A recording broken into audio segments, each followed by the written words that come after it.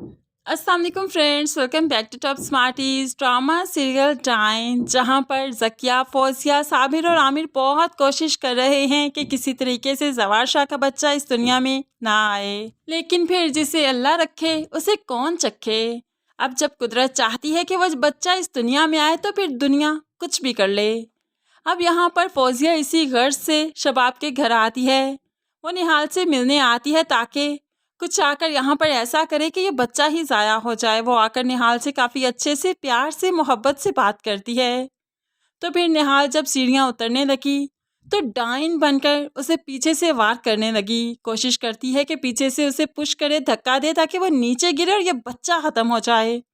लेकिन फिर ऐसा नहीं हुआ क्योंकि शबाब की माँ, जो निहाल पर हर वक्त नज़र रखे है, वो यहाँ पर फौजिया को पकड़ लेती है। क्या हुआ फौजिया, क्या कर रही हो? तो फौजिया भी डर जाती है। वो मैं भाभी को पकड़ रही थी, ये आराम से सीढ़ियाँ उतरे ना। अब यहाँ पर शबाब की माँ तो अच्छे से ये चाल समझ चुकी है, लेकिन है यहाँ पर बोलना मुनासिब नहीं था क्योंकि फौजिया मेहमान बनकर उनके घर आई थी, तो इज्जत से ही यहाँ से जाए तो अच्छा लगता है। ऐसे ही वक्त गुजरता रहा। आखिरकार वो वक्त आ गया जब निहाल हॉस्पिटल पहुँच गई। निहाल की डिलीवरी हुई और फिर बेटा पैदा हुआ, जवाशा। और यहाँ पर शबाब की आंखों में आंसू आ गए। आंसू दिए जवाशा को बताने लगी, जवाशा बेटा हुआ है। जवाशा, जिसके कान सदियों से इस चीज़ के लिए तरस रहे थे, एकदम से ये खबर सुनी तो आंखें भीग गई, आंखों में आंसू आ गए।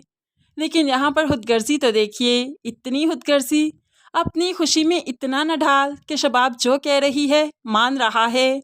अब शबाब यहाँ पर निहाल के होश में आने से पहले ही ये बच्चा यहाँ से लेकर फरार हो गई। जवार शाह के साथ ये बच्चा लेकर चली जाती है। किस कदर खुदगर्ज औरत है कि जिस माँ ने इतनी तकलीफ़ों से इसे पैदा किया, 9 महीने अपने पेट में रखा, क्या जन्म देते ही उसे अपना बच्चा देखने का हक भी नहीं। कितनी जालिम दुनिया है ये। उसके बाद अब ये इंसान से डाइन बन जाए तो क्या ही अफसोस है। अगर अपने बच्चे की खातिर ये डाइन बनती है तो हमें बहुत अच्छा लगेगा। जवार शाह तो अपने बच्चे की वजह से जश्न कर रहा है, बहुत खुश है। और शबाब मैडम इस तरह से इतराती फिर रही है जैसे इस बच्चे की माँ वही हो। सबके सामने यही कहा गया जवार शाह की औलाद है, तो जाहिर सी बात है सबको यही लगा शबाब की औलाद है। लेकिन यहाँ पर कोई इस माँ की तरफ को क्या समझेगा। जैसे ही होश आया, अपने बच्चे की तरफ देखा तो कोर्ट में बच्चा ही नहीं। अब तो यहाँ पर निहाल तड़प गई, चीखने लगी। तो यहाँ पर निहाल की माँ उसे समझाती है, बेटा बस करो, यही सब कुछ किस्मत में लिखा था, यही होना था, तुम जानती तो थी। तो निहाल रोते हुए कहने लगी, साईं ने वादा किया था मेरा बच्चा मुझसे दूर नहीं करेंगे, साईं ऐसा कैसे कर सकते हैं। अब यहाँ पर जवार शाह को भी ख्याल आया कि वह कितना गलत करके आया है। निहाल को होश भी नहीं आया और उसका बच्चा उसे छीन लाया।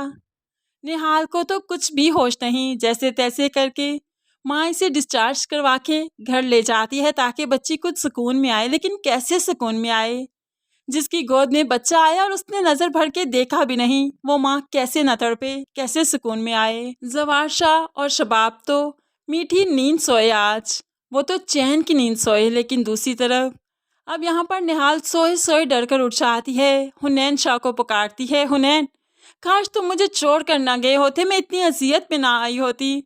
तुम्हारी वजह से, तुम्हारे जाने की वजह से देखो मुझ पर क्या बीती।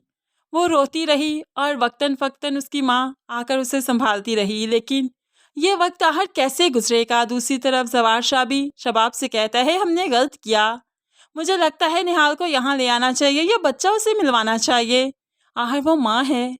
तो शबाब को लगा कि जैसे जवार शाह पिघल जाएगा, उसकी बात नहीं सुनेगा, इसलिए तो वो जल्द ही करती है कि बच्चे की कसम दे देती है जवार शाह को कि निहाल इस घर में कभी नहीं आएगी। अब यहाँ पर शबाब की खुशी की खातिर जवार शाह हमेशा ही कुर्बानियाँ देता है, आज भी दे दी। उसे अपना निहाल के साथ किया हुआ वादा याद नहीं रहा और कसम उठा ली, ठीक है निहाल यहाँ पर नहीं आएगी। जबकि निहाल ने कहा था कि मैं अपने बच्चे के पास रहूँगी, बेशक मुलाजमा बनकर रख लीजिएगा, लेकिन प्लीज़ मुझे दूर मत कीजिएगा। जवार शाह को अब निहाल की बातें याद आ रही हैं, तभी तो सोए सोए उठ जाता है, तड़प जाता है कि उसने तो कभी किसी के साथ ज्यादती नहीं की, तो निहाल के साथ इतनी बड़ी ज्यादती कैसे कर गया। जवार शाह का ज़मीर उसे ना सोने देता है, ना जागने देता है, ना चैन से रहने देता है। दूसरी तरफ निहाल भी तो अपने दिल के हाथों, ममता के हाथों मजबूर एक दिन रात के अंधेरे में घर से निकल पड़ी। अब यहाँ पर वो दुनिया को आकर बताएगी कि वो एक माँ है। इंसान से डायन बनना उसका हक है अपने बच्चे की खातिर। अगर वो डायन बनकर इन लोगों से छीने तो कुछ भी बुरा नहीं। और यहाँ पर आएगी और अपना बच्चा यहाँ से ले जाएगी। इस सब में नूरी उसका साथ देगी और अब यहाँ पर बहुत ही मजबूत हो जाएगी निहाल, क्योंकि जो इंसान कमज़ोर है दुनिया उसी को तो खा जाती है, लेकिन जब इंसान मजबूत हो जाता है, दूसरों के हाथ पकड़ना सीख जाता है, अपने ऊपर ज़्यादती नहीं होने देता, तो वही इंसान आगे बढ़ते हैं, कामयाब होते हैं। और ये सब कुछ हम इस ड्रामे में देख रहे हैं।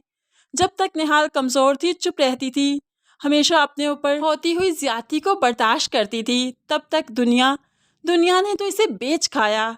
दुनिया ने इस पर जुल्म की इंतहा कर दी। लेकिन जब वो अपने लिए स्टैंड हो गई, अपने लिए, अपने बच्चे के लिए मजबूत बन गई, तो तब दुनिया भी उससे डरने लगेगी, उसके सामने झुक जाएगी। ज़वारशा भी कुछ नहीं कर पाएगा, क्योंकि ज़वारशा जानता है ये उसकी माँ है और उसका हक है अपने बच्चे को हासिल करना।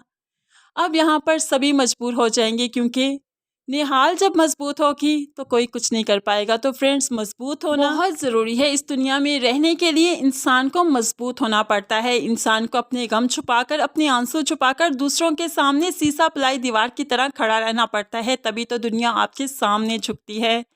अब यहाँ पर आप क्या कहते हैं इस बारे में? क्या आपको निहाल का इंसान से डायन बनना गवारा है या नहीं?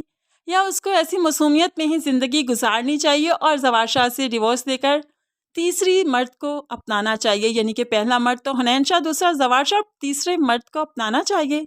क्या कहते हैं आप इस बारे में? ज़रूर कमेंट्स में बताइएगा। मज़ीद वीडियोज़ के लिए चैनल को सब्सक्राइब करके साथ बेल नोटिफिकेशन ज़रूर प्रेस कर लीजिए, ताकि आने वाली हर वीडियो बहुत आसानी से देख सकें। अल्लाह हाफिज़।